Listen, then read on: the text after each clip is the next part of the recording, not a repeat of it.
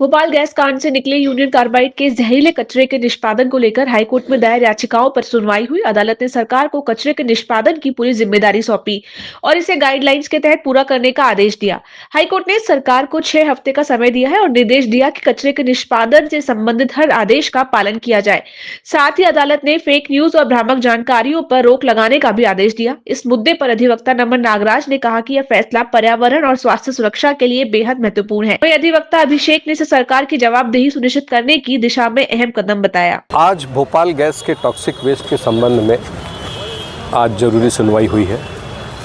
पिछले आदेश में हाईकोर्ट ने इस टॉक्सिक वेस्ट को भोपाल से पीतमपुरा ले जाकर वहां डिस्ट्रॉय करने का आदेश और रिपोर्ट पेश करने का आदेश किया था।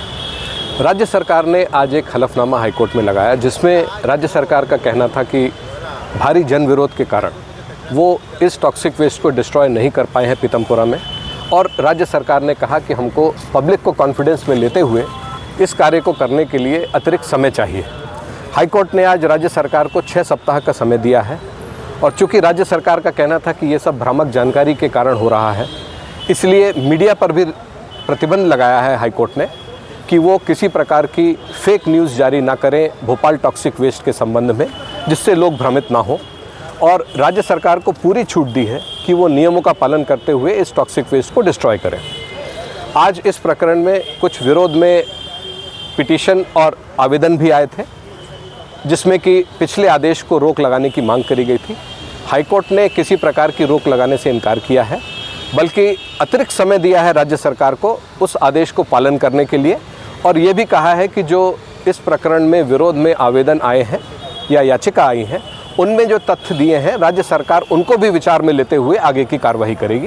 प्रकरण को 18 फरवरी के लिए हाईकोर्ट ने लगाया है पालन प्रतिवेदन के लिए। ये याचिका हमने इंदौर के डॉक्टर्स की ओर से और एसोसिएशन की ओर से लगाई थी और उसमें हमने ये कहा था कि आप ये जो कचरा इंदौर में जला रहे हैं, इंदौर के आसपास 3 गांव हैं, पीथमपुर, महू और धार, ये तीनों जो है 30 किलोमीटर के रेडियस में है। अगर ये वाटर या एयर या सॉइल पोल्यूटेंट होते हैं तो इससे पब्लिक के ऊपर क्या इफ़ेक्ट आएगा, इसके बारे में आपने कोई भी गाइडलाइन जारी नहीं की है, कोई भी अवेयरनेस नहीं की है। तो आपको पहली चीज़ तो अवेयरनेस करनी चाहिए। दूसरी चीज़, जो रूल्स बने हुए हैं, रेगुलेशंस बने हुए हैं, उनके हिसाब से क्राइसिस मैनेजमेंट ग्रुप्स बनाने चाहिए, वो भी आपने नहीं बनाए। तीसरी चीज़, जो कचरा है उसको लेके रिपोर्ट जो थी 2015 की थी, आज की तारीख की जो रिपोर्ट्स हैं वो रिपोर्ट्स आपने जो कराई नहीं है, जो कि भारत सरकार ने आपको कहा था कि 3 ट्रायल रन करेंगे और 3 ट्रायल रन के बाद एक्चुअली इसको डिस्पोजल के लिए आप करेंगे। तो इस आदेश का तो इन्होंने पालन ही नहीं किया है। अगर किया है तो ये कोर्ट के सामने पेश करें। क्या आज लगा आपको जो हिसाब से कोर्ट ने ये आदेश पारित किया है कि हम सब लोग जितनों को तकलीफ़ है इससे, वो सब सरकार के सामने जाएं और सरकार के सामने अपना पक्ष रखें।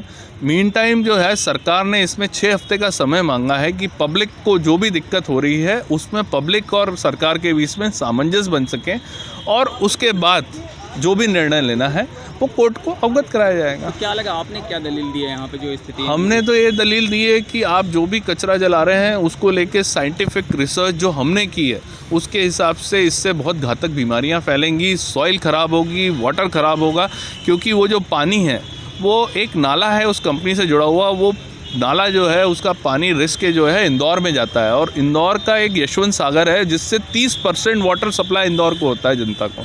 अगर वो वहाँ से चला गया तो 30% जनता जो है उसको तकलीफ़ हो जाएगी।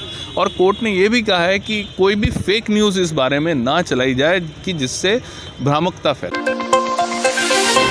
जबलपुर के सिविल लाइन थाना अंतर्गत दत्त अपार्टमेंट के सामने बीते दिन कुछ अज्ञात बदमाशों द्वारा प्रेम सागर निवासी दयाशंकर को चाकू से वार कर मौत के घाट उतार दिया था। घटना के बाद मृतक के परिजनों ने मृतक का शव रखकर सिविल लाइन थाने के सामने प्रदर्शन किया। परिजनों का आरोप है कि पुलिस द्वारा अभी तक मुख्य आरोपी को गिरफ्तार नहीं किया गया है, जबकि खाना पूर्ति के लिए अन्य लोगों की गिरफ्तारी दर्शाई जा रही है। परिजनों ने पुलिस प्रशासन से मांग की है कि जल्द ही मुख्य 3 आरोपियों को गिरफ्तार किया जाए, क्योंकि उनके खुले घूमने से पीड़ित परिवार को जान का खतरा है। इधर कल दिन में लगभग 11 बजे के आसपास सिविल लाइन क्षेत्र अंतर्गत एक मर्डर हुआ था एक व्यक्ति का, जो कि प्रेम सागर चौकी क्षेत्र में रहता है। तो उस पर इन्वेस्टिगेशन की जा रही है। उनकी पहचान करके उनमें 4 आरोपी गिरफ्तार कर लिए गए हैं। उनके परिजनों का ये था कि उसमें 1-2 लोग और पर भी वो संदेह कर रहे थे, तो उसमें में विवेचना जारी है। विवेचना में हम इन्वेस्टिगेट अभी करेंगे और जो भी तथ्य होंगे और जिनके भी खिलाफ यदि कोई भी साक्ष्य मिलेंगे एज सच, तो बिल्कुल उन पर एक्शन लिया जाएगा, उनकी भी गिरफ्तारी। बरेला थाना क्षेत्र के एक ट्रक ने लापरवाही से चलते हुए 6 से अधिक वाहनों को टक्कर मारी, जिससे 4 लोग घायल हो गए। घटना बीती रात हुई जब यूपी 95P4848 नंबर का ट्रक नागा घाटी पार करते समय 2 पहिया, एक कार और 2 ट्रकों को रौंदते हुए आगे बढ़ा। घायलों को अस्पताल में भर्ती कराया गया है। ट्रक चालक घटना के बाद भाग निकला। पुलिस ने ट्रक जब्त कर जांच शुरू कर दी है। प्रत्यक्षदर्शियों के मुताबिक चालक या तो नशे में था या ब्रेक फेल हो गए थे।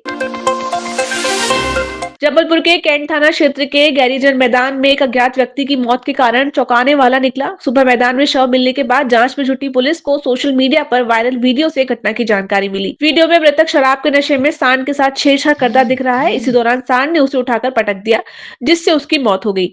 एडिशनल एसपी सूर्यकांत शर्मा ने बताया कि मृतक नशे की हालत में था और चोट लगने से उसकी मौत हुई। फिलहाल मृतक की शिनाख्त की जा रही है। पुलिस ने घटना को लेकर आवश्यक जांच शुरू कर दी है। थाना कैंट क्षेत्र के गैरीसन ग्राउंड में एक सूचना प्राप्त हुई थी कि एक व्यक्ति की वहां लाश पड़ी है। मौके पर पुलिस ने पहुंचकर वहां देखा तो वो एक लगभग 40-45 वर्षीय युवक है, जो केवल अंडरवियर पहना था और बदन में कोई कपड़े नहीं थे। मर्ग पंचायतनामा कार्रवाई कर ली गई है। अब इसमें पोस्टमार्टम के बाद ही पता चलेगा कि किन कारणों से उसकी मृत्यु हुई है और इसकी पहचान स्थापित की जाएगी और जो भी आवश्यक लोग हैं उनके कथन लेकर इसमें वैधानिक कार्रवाई की जाएगी।